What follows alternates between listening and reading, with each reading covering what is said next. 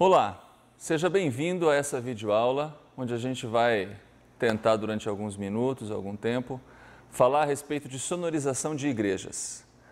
Eu trabalho com áudio esse é o meu 14º ano trabalhando profissionalmente com áudio.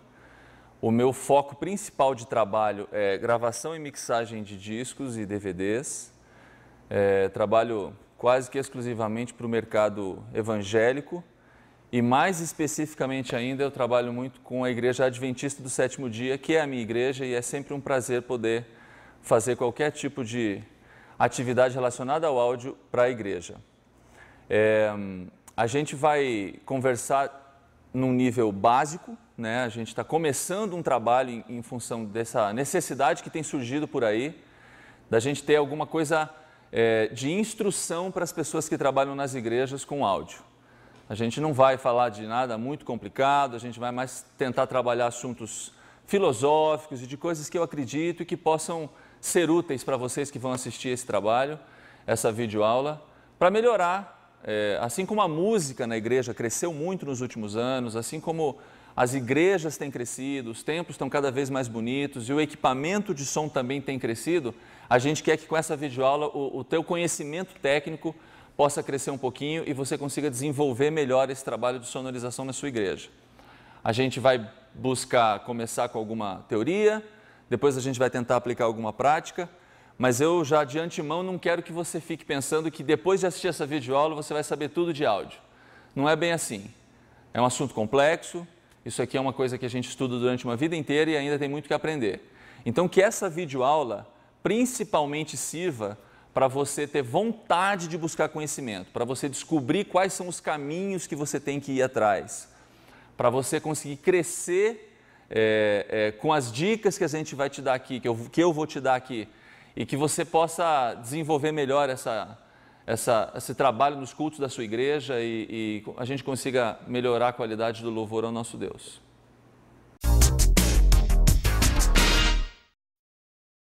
Queria falar rapidinho, só um pouquinho, como que o ouvido humano, que é o instrumento que a gente tem para ouvir, né? A gente está falando de som, então o que importa é o que a gente ouve, como que ele se comporta e como é que se dá esse mecanismo da audição, só para criar uma base e para a gente estabelecer alguns parâmetros. O som, ele se transmite, ele é transmitido, na verdade, né? O som, ele é transmitido por vibração de matéria. O que seria isso? Eu estou falando aqui, as moléculas de ar na minha frente se movem de acordo com o que eu falo. Lá na outra ponta, as moléculas vêm vibrando. O meu ouvido ele tem uma membrana chamada de tímpano. Essa membrana vai vibrar de acordo com a vibração do ar que está chegando no ouvido. Depois do tímpano, o meu ouvido tem alguns mecanismos que transformam essa vibração em impulso elétrico, e esse impulso elétrico é que chega até o nosso cérebro para poder decodificar e eu entender aquilo que está sendo falado ou aquilo que está sendo tocado. Então é bem simples. Na verdade, não é bem simples. Eu estou tentando fazer isso simples. É muita coisa, mas de uma forma resumida é isso. Eu falo, o ar vibra, ou eu toco um instrumento, o ar vibra, o meu tímpano detecta essa vibração, os mecanismos transformam essa vibração num impulso elétrico e esse impulso elétrico ele é decodificado pelo cérebro e eu consigo entender aquilo que está sendo falado e o ciclo se fecha. O ouvido humano, ele tem a capacidade de detectar essas vibrações de 20 Hz até 20.000 Hz. O que é esse Hertz? Esse Hertz é a unidade de medida que vai dizer quão rápido está sendo essa vibração de moléculas.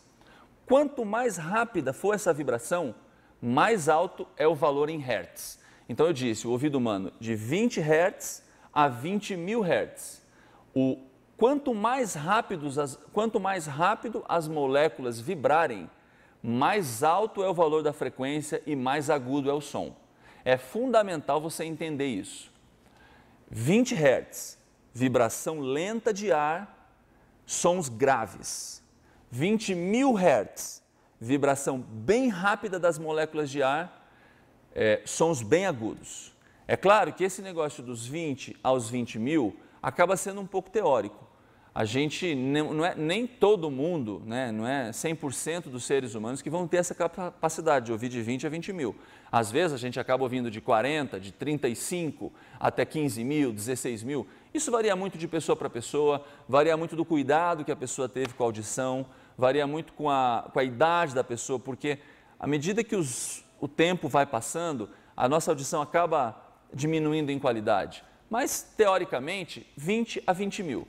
Também é importante eu saber disso, porque os equipamentos de áudio, todos eles são prescritos para trabalhar nesse grupo de frequências, de 20 a 20 mil Hz. Então, lembre, 20 Hz, vibração bem lenta do ar, sons graves. 1000 Hz, eu estou ali no meio do caminho, a vibração já é bem um pouquinho mais rápida. O som é mais no médio. E 20 mil Hz, 15 mil Hz, 10 mil Hz, vibração bem rápida, som agudo. Só para você ter um pouquinho de noção, eu vou tocar agora algumas poucas frequências para você poder ter uma ideia do que significa esse valor de frequência e o som que isso proporciona.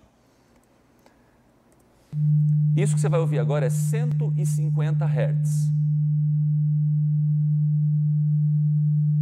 Veja que é um som grave,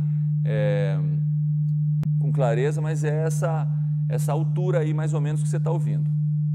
Isso é 150 Hz. Agora você vai ouvir 500 Hz. Veja que o 500 Hz já é mais agudo do que os 150 Hz. Então eu estou subindo na minha escala, na minha... como é que a gente chama isso? Daqui a pouco eu lembro. Vamos seguir. 1000 Hz. Veja que o 1000 Hz já é mais alto do que era o 500 e mais alto ainda do que era o 150. Quando eu digo alto, não é em volume. É que quando a gente vai do grave para o agudo, a gente sempre diz que a gente está levantando, a gente está subindo em termos de frequência. Então, por isso que ele é mais alto. Se você tivesse uma escala que é 20 mil, eu estaria subindo. Por isso que eu usei essa palavra alto. 5000 Hz. Veja que já começa a ficar até um pouco estridente. Esse é o som de 5000 Hz.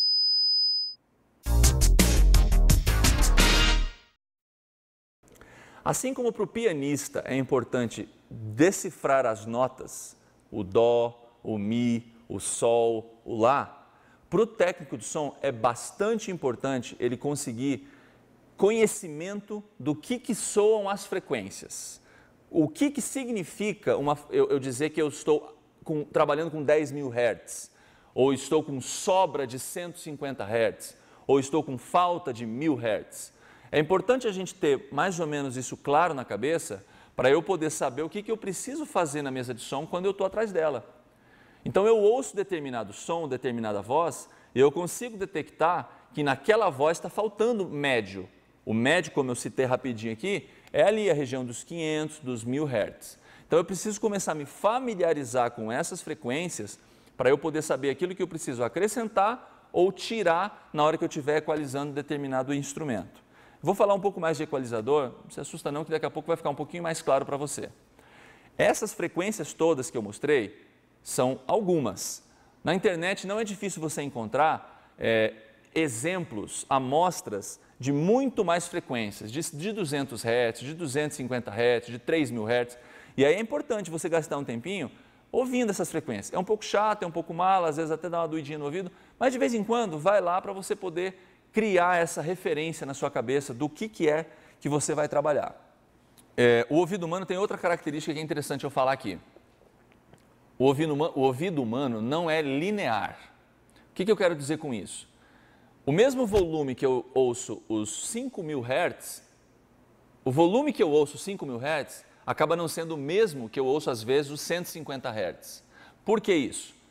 Quanto mais alto o volume do som eu tiver, mais presença de graves eu vou ter.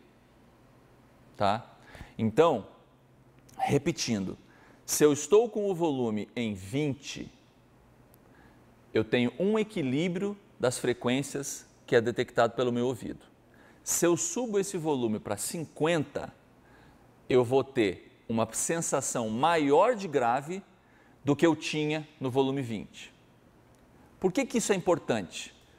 É claro que isso é um estudo, existe uma tabela que representa isso que eu estou te falando, mas o que importa para a gente nesse nível de palestra que a gente está tendo, de videoaula, é o que eu uso com esse conhecimento. É fundamental que eu faça o ajuste do som, quando eu estiver preparando o som do meu culto, já no volume que eu vou usar durante a programação.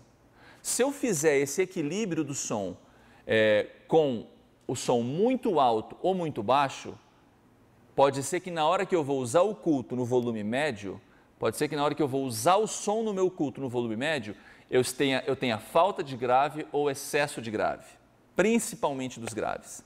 Então a dica fica, resumidamente, a dica é a seguinte: faça o ajuste do som do seu grupo, do seu quarteto ou da programação da sua igreja, já no volume aproximado daquilo que você vai usar durante a programação. É muito comum, eu já tive essa fase na minha vida, que o grupo vai cantar no domingo à noite. Aí de tarde a gente vai para a igreja um pouco mais cedo para fazer a famosa passagem de som, que é o ajuste das coisas. A gente está sozinho na igreja, não tem público, a gente acaba querendo ouvir mais o som, então a gente levanta o som, faz a passagem de som num volume muito alto. É legal, na hora todo mundo gosta, porque o som impressiona e tal. Só que chega na hora do culto, eu preciso voltar para um volume ideal, e aí o meu som fica sem peso, fica meio xoxo, sem graça, fica fraquinho. Então esse é o cuidado que você tem que ter. Faça a passagem de som no volume que você vai usar durante a programação. Agora, isso me traz uma outra pergunta. Qual é o volume que eu tenho que usar? É claro que não existe uma regra, não existe uma coisa que eu falo assim, esse é o volume ideal e você só deve usar esse. O que acontece com o nosso ouvido quando ele está exposto ao som? O ouvido é um músculo, assim como o meu bíceps é um músculo, assim como minha perna tem o quadríceps, que é um outro músculo. Todo músculo se cansa. Então, dentro do meu ouvido, ele não é o ouvido em si que é o músculo, mas existem músculos envolvidos. Se eu fico muito tempo exposto a um som muito alto, o meu ouvido começa a se cansar. E isso é a fadiga auditiva, que é um risco que a gente está sempre correndo no nosso dia a dia. O ouvido funciona da seguinte maneira: se eu tenho um som muito alto, eu posso ficar exposto poucos minutos a esse som sem começar a ter fadiga auditiva. Se eu fico exposto a um som bem baixinho, é claro que esse tempo que eu posso ficar exposto antes da fadiga vai aumentar muito. Qual que é a manha? É encontrar qual que é o volume ideal para que eu não tenha fadiga auditiva durante a programação que eu vou ter, porque essa fadiga auditiva vai me levar à distração, vai me levar a uma possível dor de cabeça, além de danos muito maiores. Vou abrir um parênteses aqui, que é o seguinte: a fadiga auditiva, ela lentamente pode começar a levar você à surdez. Os neurônios são células que compõem parte do nosso mecanismo de audição. Os neurônios são as células nervosas que não conseguem se regenerar. Então, se você mata um neurônio, você está perdendo para sempre aquele neurônio. Quanto mais dessas células você perde, mais audição você também perde. Não significa simplesmente que você vai ficar surdo, mas significa que você vai começar a ficar menos sensível a determinadas frequências, principalmente as frequências agudas. Então é fundamental na sua sonorização, no seu trabalho como técnico de som, cuidar muito com o volume da apresentação que você vai colocar para as pessoas na igreja. Porque você pode, nesse momento, estar sendo responsável por uma possível surdez das pessoas que frequentam a sua igreja. Eu não quero essa responsabilidade para mim. Qual é um volume que a gente consegue ficar durante as 3, 4 horas do nosso culto exposto, sem correr risco de estar estragando a nossa audição? É aconselhado que a gente mantenha de 75 a 80 decibéis a média do volume do nosso culto. É claro que em algum momento, o final de uma música, existem músicas apoteóticas, onde os instrumentos crescem muito, pode ser que dê um pico de 90, 95, até 100 decibéis, mas é um pico.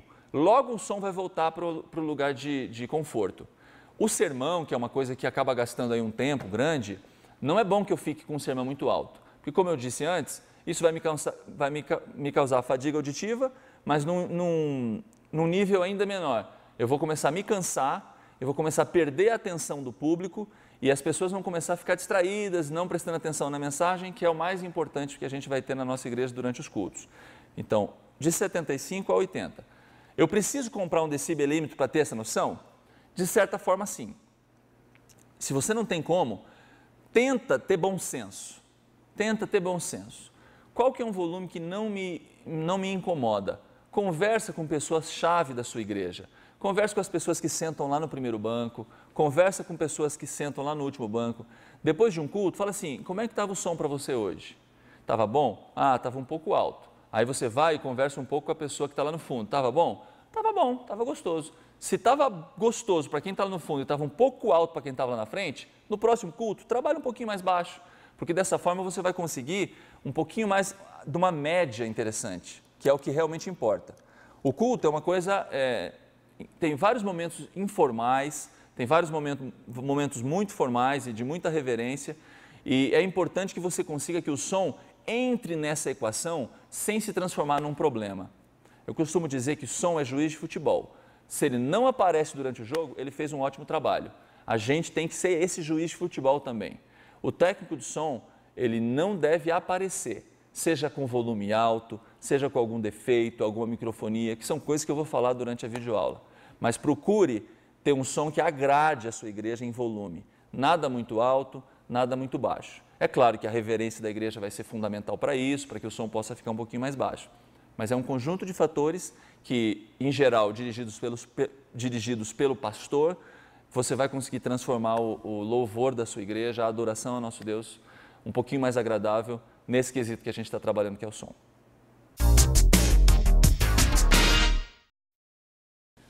A gente está conversando a respeito de som, a gente ainda não entrou muito no técnico, mas só relembrando, criar referências, afinar o ouvido através das referências, né?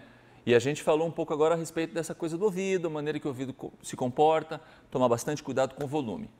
Seguindo e entrando um pouco no assunto um pouco mais técnico, eu vou falar um pouquinho sobre microfones. O que são os microfones? De fato, o microfone na cadeia do sistema de som são os nossos ouvidos, né? É através do microfone que eu vou conseguir fazer com que o som entre e seja processado por todo o equipamento. Assim como através do ouvido o som é processado pelo meu cérebro e eu entendo as coisas, é pelo microfone que o sistema de som vai conseguir trabalhar. Ele vai captar os sons, vai manipular os sons e vai devolver através das caixas de som, que é uma outra parte do nosso assunto. O que é o microfone? O microfone a gente tecnicamente chama ele de transdutor. O que é um transdutor? É um transformador de energia, assim como é o nosso ouvido. Eu sigo botando esse paralelo para você conseguir começar a olhar o microfone de uma forma natural também. A energia vem através do ar, né? Através da ondulatória, que é a parte da física que estuda essas vibrações, e através do microfone, que esse aqui é um exemplo de um microfone, essa energia ela é traduzida para impulsos elétricos, assim como o tímpano e outros mecanismos pegam o movimento das moléculas de ar e transformam em impulso elétrico. Esse é o trabalho do microfone também. Então o microfone é bem semelhante ao nosso ouvido no que diz respeito à maneira que o som é propagado, é captado e é compreendido, né? Esse é um microfone bem popular.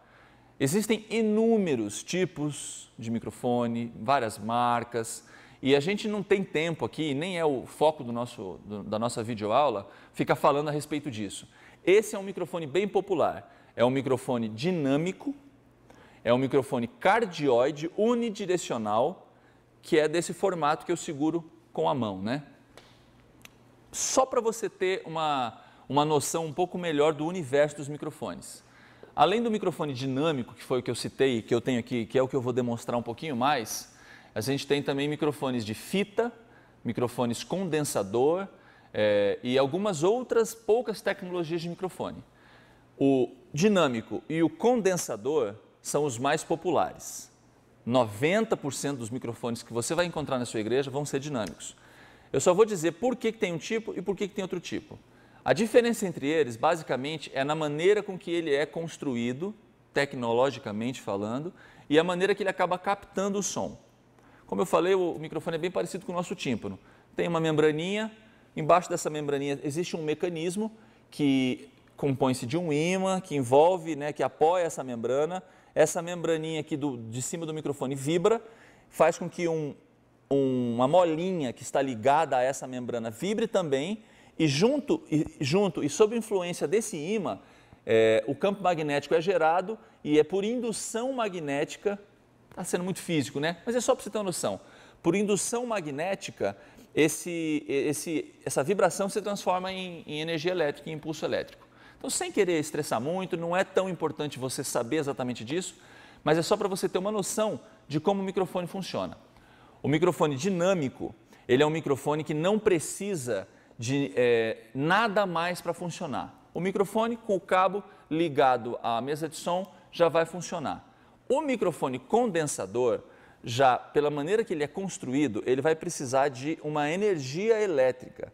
Existem alguns capacitores, como parte da montagem, da tecnologia que constrói o microfone condensador, que precisa de 48 volts para funcionar. Então, para isso, é que vocês já devem ter visto nas mesas de som de vocês, que tem o tal do Phantom Power. O Phantom Power, que é um botãozinho que geralmente você liga na mesa de som, ele serve justamente para alimentar esses 48 volts que o microfone condensador precisa para funcionar.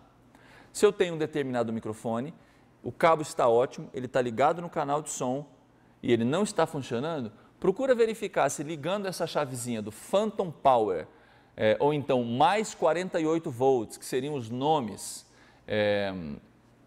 que tem esse botãozinho nas mesas, se ele não está ligado, tenta dar uma ligada. Se ele ligar e o microfone funcionar, você vai ver que esse é um microfone condensador. No nosso dia a dia das igrejas, eu falei que 90% são microfones dinâmicos e vamos dizer, 10% podem ser condensadores. Em geral, os condensadores são aqueles microfones pequenos de coral.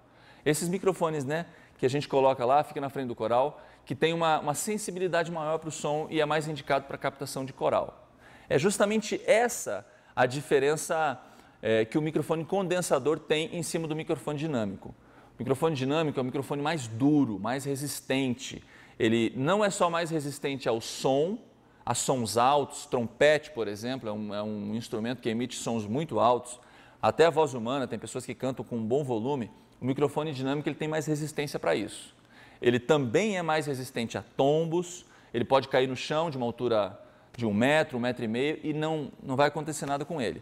Já o microfone condensador é um pouco mais sensível e ele também é indicado para sons mais sensíveis, para nuances mais sensíveis. Então, um violino, uma flauta, esses instrumentos acabam sendo melhor captados por um microfone condensador.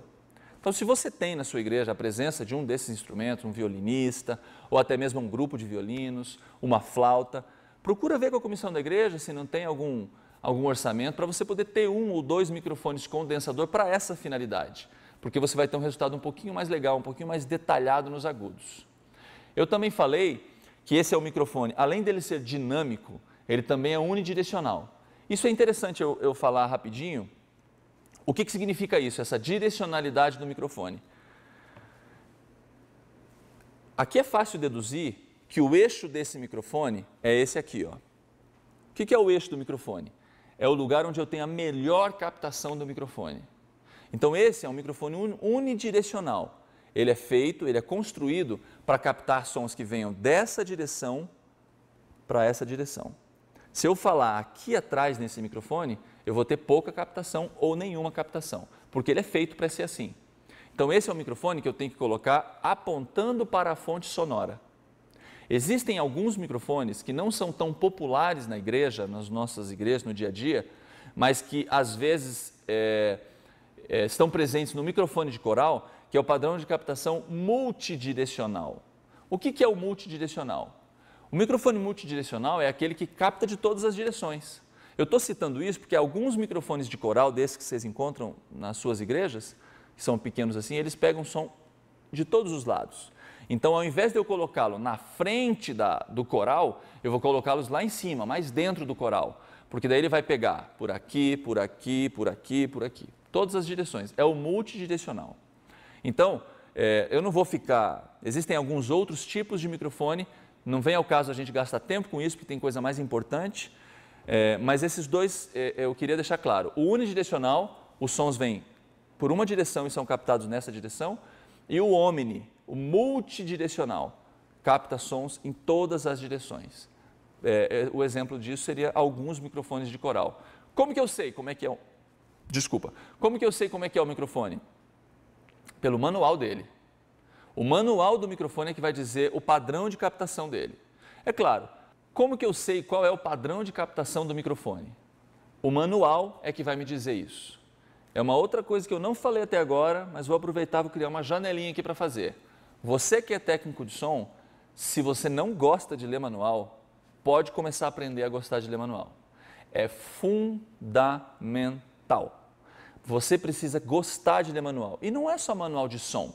Você tem que transformar a sua personalidade para uma personalidade de curioso. Curioso não de fofoca, não de conversa, mas curioso de como funcionam as coisas. Manual de equipamento de som é aula. Você lê um manual de uma mesa de som quando é comprada, você vai aprender não só as funções dessa mesa, mas você vai aprender muita coisa a respeito de som de maneira geral. Então, crie hábito de ler manuais. Comprou uma televisão nova para sua casa? Lê o manual, procura ver tudo que o manual traz. Comprou uma mesa de som nova para a igreja? Aprenda aquele manual do começo ao fim. Microfone, mesma coisa. No manual do microfone vai ter o padrão de captação, se ele é multidirecional ou se ele é unidirecional, e vai ter muitas outras informações a respeito do microfone. A aplicação do microfone, a maneira de você guardá-lo, é fundamental guardar muito bem os equipamentos. O microfone foi usado durante o culto, terminou o culto, despluga, você pode até deixar o cabo ali naquele lugar, mas vai, guarda o microfone na caixinha dele, na embalagem dele, porque umidade, ficar caindo toda hora. Eu falei que o microfone é um microfone resistente, que ele pode até cair um tombo e não vai quebrar, mas é fundamental que você guarde para que a vida dele possa ser boa e não só longa, ser boa, porque ele vai sempre estar funcionando bem. Você não vai ter problema, você vai economizar o dinheiro da sua igreja, porque se o microfone fica ali jogado em cima da mesa, alguém vai, tropeça no cabo, o microfone vai de cara no chão. A umidade, eu acabei de citar aqui também, a umidade acaba estragando, devagarinho ela vai estragando o microfone, assim como estraga outros equipamentos. Então procura aprender bem, através dos manuais, todas as coisas que você pode fazer para o equipamento não só funcionar bem, mas durar bastante. Deixa eu ver aqui sobre o microfone, o que mais que é interessante eu falar, antes de eu falar das aplicações. Diagrama polar, só a título de curiosidade. O nome técnico, você pode ser que ao ler manuais, ao conversar com outros profissionais, você perceba, você ouça a seguinte palavra, diagrama polar. O que é o diagrama polar? É a maneira que o microfone tem de captar o som, se ele é unidirecional ou se ele é multidirecional. Isso é o diagrama polar. Eu vou falar um pouquinho agora a respeito da posição ideal, ou pelo menos perto do ideal, de eu usar os microfones. O mais popular, né, nas nossas igrejas é usar o microfone para falar, para cantar. Qual que é a melhor posição do microfone? O microfone ele é unidirecional. A fonte do som tem que ser direta para o microfone. Então, se eu estou falando aqui, vocês concordam comigo, e é bem fácil deduzir, que o ideal é eu segurar o microfone nessa posição. Eu vou olhar para cá para você ver, ó, e de lado. Minha boca fala e vai direto para o eixo do microfone. Eu não tenho problema do som estar indo na direção errada. O que seria um problema do som estar indo na direção errada? As pessoas que têm o hábito de segurar o microfone assim, ó. É claro que se eu tenho um microfone unidirecional e eu estou falando para lá e eu estou segurando o microfone aqui, o som captado por esse microfone vai ser de muito menos qualidade, vai ser muito menos volume, pode ser que eu precise ficar levantando demais o microfone e esse levantar demais pode vir a causar uma microfonia, que é uma coisa que vocês fiquem tranquilos, eu vou falar um pouco mais na frente. Então, a posição boa é eu falar mais ou menos aqui, 4, 5 dedos. Não é bom eu falar muito de perto, porque a gente acaba tendo um problema de puff, né? Que é aquele pu, pu, pu. Algumas pessoas, quando falam, têm esse problema de emitir sons muito fortes quando vai falar P, B, algumas consoantes. Então isso, se eu estou com o microfone perto demais, eu aumento essa quantidade de puffs. Então a distância ideal, mais ou menos aqui, um palmo. Aqui eu vou ter o som equilibrado, o som da voz bem presente, não vou precisar levantar muito o canal do microfone para que eu possa ter um bom resultado. O que é importante só desse assunto da distância do microfone? Eu citei que muitas pessoas falam com o microfone aqui ou falam com o microfone assim ao invés de estar com ele direcionado. A responsabilidade disso é nossa, nós técnicos de som. Não somos nós que usamos os microfones, mas nós somos responsáveis pelo resultado de som da apresentação do culto. Se na sua igreja você tem um diretor de escola sabatina, você tem um diácono, um ancião ou até mesmo o pastor da igreja que tem o hábito de falar com o microfone mal posicionado, você precisa correr atrás de corrigir isso. Você chama para conversar e com muito bom senso, com muita coerência, não com arrogância, nada disso. Você fala assim, pastor, para que a sua voz seja muito melhor captada, para que você possa ter um resultado muito melhor do seu culto, você tem que segurar o microfone mais assim. Não é uma coisa que você vai ter que fazer uma vez, 2 vezes, 3 vezes, porque isso é um hábito que a pessoa tem. É difícil demais quebrar um hábito. Mas se com paciência você insistir com essas pessoas e falar para elas, olha, a posição correta é essa, você pode até chamá-los para uma reunião. Você pode montar um dia, no início do ano, das atividades da igreja, você chama todas essas pessoas que usam o som da igreja, que usam os microfones, as pessoas que geralmente conduzem o culto. Você chama todas elas e demonstra qual a melhor posição para essas pessoas segurarem o microfone. O resultado disso é bom para todo mundo e para você principalmente, porque todo mundo vai gostar do som de voz dos microfones que você vai ter. Não deixe de fazer isso. Isso é muito importante. As pessoas às vezes ficam criticando os outros que seguram o microfone mal segurado, mal posicionado, né, sendo mais certo. E a responsabilidade também é nossa. Não adianta você ter autoconhecimento de som se você não vai poder usar o seu autoconhecimento de som porque a pessoa está segurando o microfone de uma forma errada. Insista que o microfone seja posicionado na maneira correta. Eu citei agora há pouco rapidinho o problema do puff, né? Só para não ficar isso no ar, o puff é uma emissão muito forte que a pessoa, ao falar o P, o B ou alguma outra consoante, ele dá um jato de ar assim na membrana do microfone, né? Aquilo que eu falei que é parecido com o tímpano, e aí o microfone dá uma colada, e aí faz aquele... Como é que eu faço para tirar isso? É difícil, não é? Às vezes não é tão simples assim. As ferramentas que a gente tem, lógico, como eu disse, afastar um pouco o microfone da boca, não deixar tão perto. Uma outra ideia é aquelas espuminhas, né, que se o seu pastor na sua igreja acaba tendo muito esse problema do puff, tem umas espuminhas que você põe em cima do microfone, essas espuminhas fazem com que esse ar não chegue tão forte no microfone, quando a pessoa fala o P e o B, e aí acaba diminuindo bastante. E uma última possibilidade é você diminuir um pouquinho o grave do microfone. Já daqui a pouco eu vou falar sobre equalizador e etc. Então aí você diminui um pouquinho o grave do microfone, pode ser que diminua um pouco o puff. Não é a ferramenta melhor, o ideal realmente é a espuminha, mas se mesmo a espuminha não resolveu, diminui um pouquinho o grave que pode te ajudar. Vocês vão perceber ao trabalhar com áudio que nada é receita de bolo. Não existe assim alguma coisa que eu digo e falo aqui, ó, faz isso, isso e isso, que você vai ter 100% sucesso. A experiência e etc. vão trazendo alguns elementos para a gente. Mas não tem uma coisa que você fala assim, faz isso que vai dar sempre certo. Pode ser que em algum momento não se aplique. Vou começar aqui pelo trompete. O que é importante a gente saber quando vai posicionar o microfone em algum instrumento, alguma coisa? É tentar fazer uma leitura da fonte sonora, né? A fonte sonora é aquilo que está produzindo o som, por onde sai o som da fonte sonora.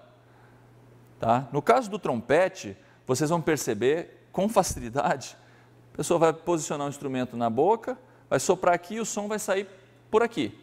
Então, qual que é a melhor posição para eu colocar o trompete na frente do microfone? Mais ou menos isso aqui. Você vai ter um microfone unidirecional apontando diretamente para a fonte sonora. Simples. Então, usando esse mesmo princípio, você vai derivar esse conhecimento para outros instrumentos. Por onde sai o som desse instrumento? Ah, sai por aqui. Então eu vou apontar o microfone unidirecional para esse lugar e assim eu vou ter o resultado mais indicado do som desse instrumento. O trompete em especial, e isso serve para alguns outros microfones de metais, para alguns outros instrumentos, né, de metais e percussão, são instrumentos que produzem som muito alto. Então eu tenho que usar microfones de preferência dinâmicos e numa distância considerável. Eu não posso colocar esse trompete com o som muito aqui, porque eu vou pegar muito do som único do instrumento. É mais interessante eu colocar com uma certa distância, porque eu acabo microfonando o som parecido com aquilo que eu ouço quando eu estou ouvindo esse instrumento. Então, ó, direcional para a campana, né? Essa parte aqui do instrumento chama campana. Então, aqui eu consigo um resultado legal de som. Se eu colocar muito longe, eu acabo perdendo o som original do instrumento, o que não é ideal. O ideal é que eu tenha bastante presença do som do instrumento. Tem muito mais coisa para ser dita. Infelizmente, a gente tem um tempo limite para essa videoaula. Quem sabe a gente depois tem a oportunidade de separar os assuntos para poder ser um pouquinho mais específico. Eu separei o assunto equalizador porque é bem importante, é uma coisa que a gente usa muito no nosso dia a dia e é isso que eu queria falar agora. O equalizador dessa mesa são esses 4 botões amarelos aqui, esses 4 knobs, né, giratórios. O primeiro, e é sempre assim, é o dos agudos. Sempre você vai ver as coisas dispostas na mesa de som assim, agudo para o grave. Aí se eu tenho um equalizador com 4 deslizantes como esse, vai ser agudo, médio e grave. Se eu tenho 5, agudo, médio grave e grave. E assim por diante. É sempre de cima para baixo, do agudo para o grave. Do lado do primeiro knob giratório, vocês vão ver que tem lá o 12 kHz, 12.000 Hz. Significa que eu estou trabalhando com as frequências de 12.000 Hz para cima. Ouçam o resultado quando eu aumento. Está vendo como minha voz está ficando bem mais estridente, bem mais ardida? E olha quando eu tiro, eu estou tirando o agudo. Aí vai ficando velado, um som bem escuro. Então é assim que eu vou equalizar. Se eu estou ouvindo determinado som e eu percebo que ele está escuro, está um pouquinho pálido, um pouquinho fechado, eu vou lá e acrescento um pouquinho de agudo. Sempre muito cuidadoso, sempre com muita cautela, para eu não exagerar. Então aí eu cheguei numa quantidade gostosa, está agradável, não está muito agudo, porque eu não posso exagerar, nunca, nem para mais nem para menos, porque você vê, se eu exagero o agudo, olha só como fica muito S, fica ruim o som, fica ardido. E o agudo, principalmente, é uma frequência que cansa muito o ouvido da gente, então tem que ser bem cauteloso. Cheguei num ponto? Beleza. Como que eu sei quando é hora de parar? A gente volta lá na conversa inicial. Lembra que eu falei para vocês que a coisa mais importante é a referência que eu tenho? A hora de parar eu sei quando o meu ouvido diz que eu tenho que parar. O meu ouvido diz que eu tenho que parar de acordo com aquela referência que eu tenho aqui, ó, na minha cabeça. Está agudo, está bonito, está gostoso? Então beleza. Se eu não sei onde parar, o que adianta eu saber equalizar? Por isso é que o mais importante de tudo é aquilo que a gente conversou no começo. Olha o resultado, aqui eu estou mexendo no grave. O grave dessa mesa, ele é ajustado em 80 Hz.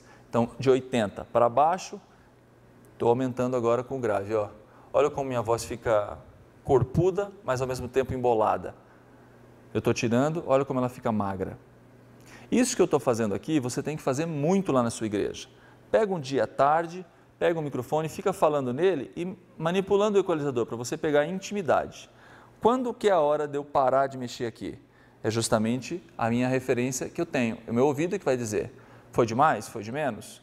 Quando que eu sei quando está bom? Não tem um medidor. O meu medidor está aqui, ó. Então eu ouvindo vou dizer, agora ficou um bom peso, um bom corpo, não tem muito, nem tem menos. Deixei para o final uma particularidade, essa mesa aqui eu inicialmente tinha dito que tinha, eu disse que tinha agudo, médio e grave.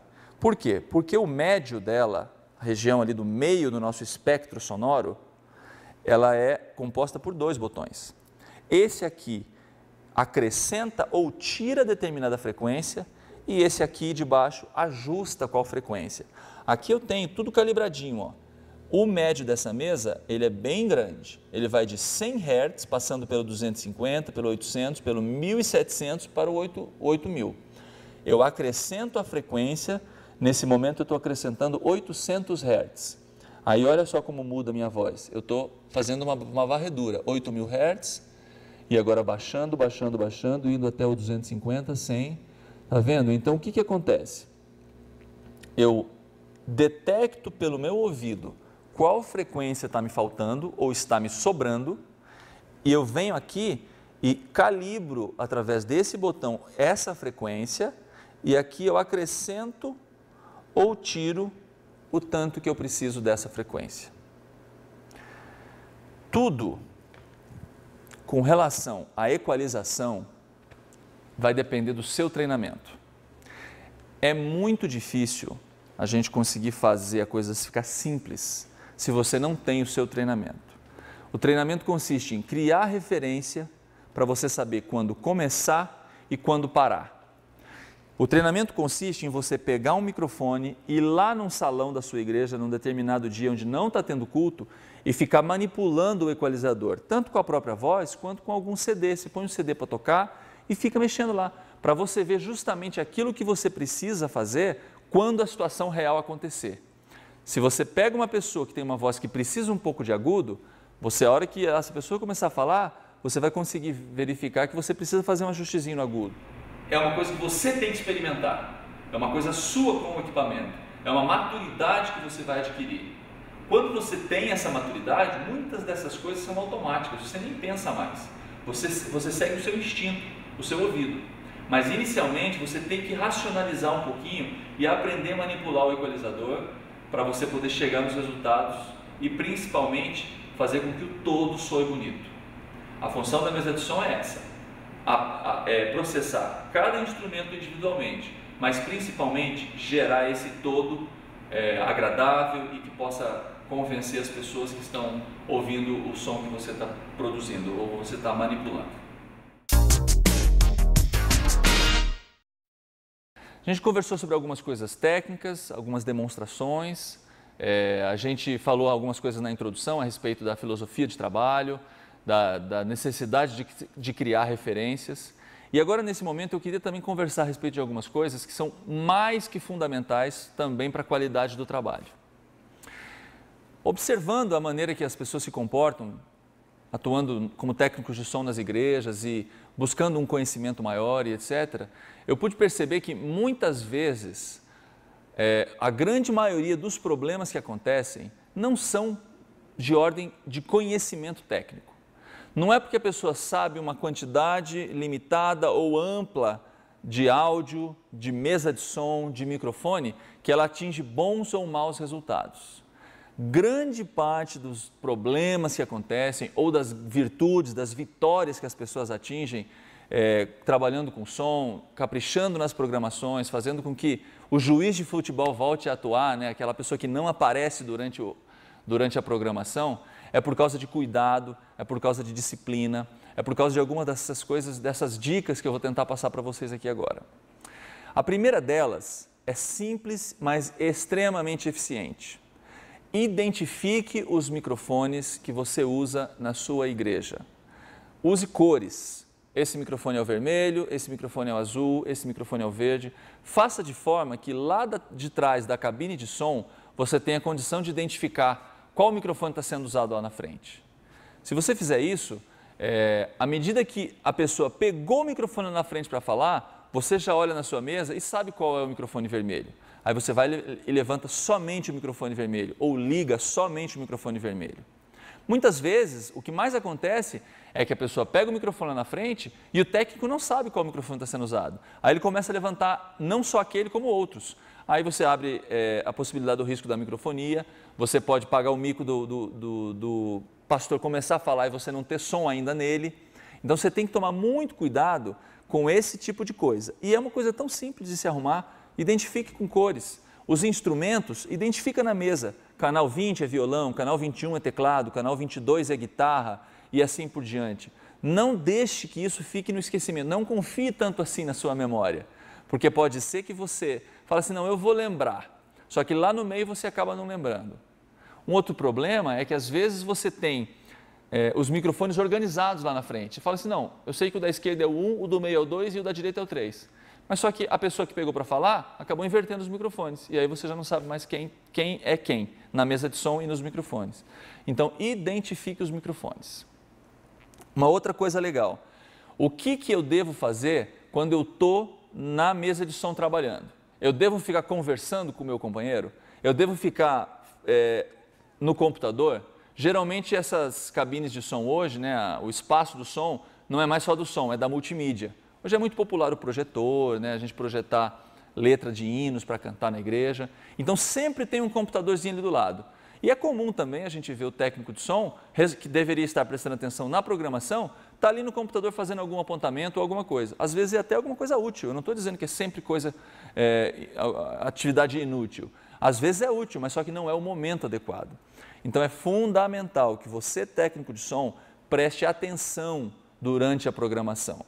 Você não está assistindo, você está participando da programação.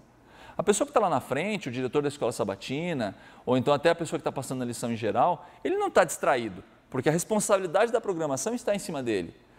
A responsabilidade da programação também está em cima de você.